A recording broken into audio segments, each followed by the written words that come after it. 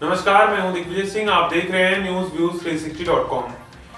उत्तर प्रदेश में रेल दुर्घटनाएं रुकने का नाम नहीं ले रही हैं। बीते शुक्रवार के दिन वास्को डी गामा से चलकर पटना को जाने वाली Vasco D gamma Patna express दुर्घटनाग्रस्त हो गई। मानिकपुर जंक्शन पर यह दुर्घटना हुई। इस दुर्घटना में लगभग 8 लोगों की मृत्यु बताई जा रही है और इसके साथ 18 लोगों से ज्यादा लोगों को घायल बताया जा रहा है। इसमें डायल 100 के गाड़ियों द्वारा नजदीकी सामुदायिक स्वास्थ्य केंद्र पर पीड़ितों को वहां पहुंचाया गया।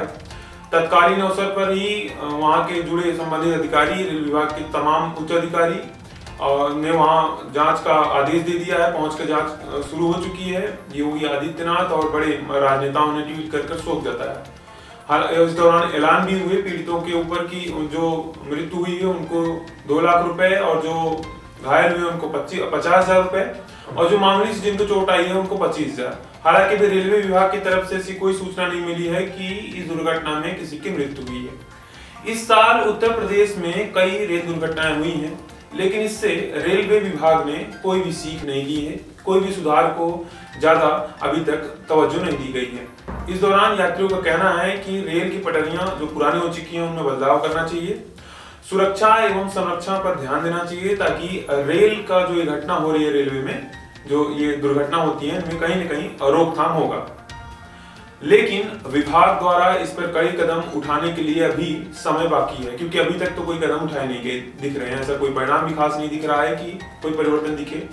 आपको बताएं कि उत्तर प्रदेश में पिछले कुछ महीनों से एक समय अंतराल बाद रेल दुर्घटनाएं होती रही हैं। रेलवे दुर्घटना के आंकड़ों पर नजर डालें तो कई दुर्घटनाएं एक समय अंतराल बाद घटित हुई उत्तर प्रदेश में, खास करके इसी साल के 23 अगस्त को कानपुर से इटावा के बीच में कैफियत एक्सप्रेस जो कि आजमगढ़ से दिल्ली जाती है वो दुर्घटनाग्रस्त हो गई। इसमें कम से कम 8 से 10 लोगों की मौत हुई और काफी लोग घायल हुए। 2016 की बात करें तो नवंबर के ही महीने में इंदौर से पटना जाने वाली इंदौर पटना एक्सप्रेस कानपुर देहात में दुर्घटनाग्रस्त हुई।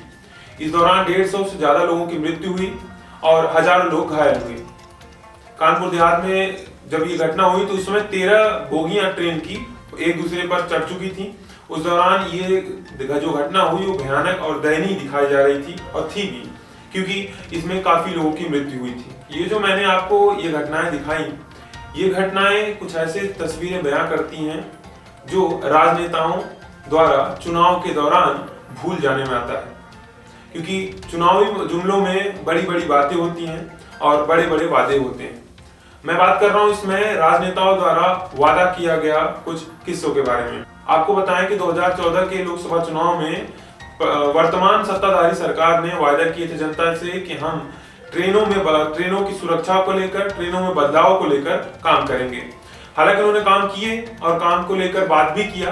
भारत और जापान ने मिलकर एक Mumbai Ahmedabad high speed rail corridor परियोजना का उद्घाटन किया है।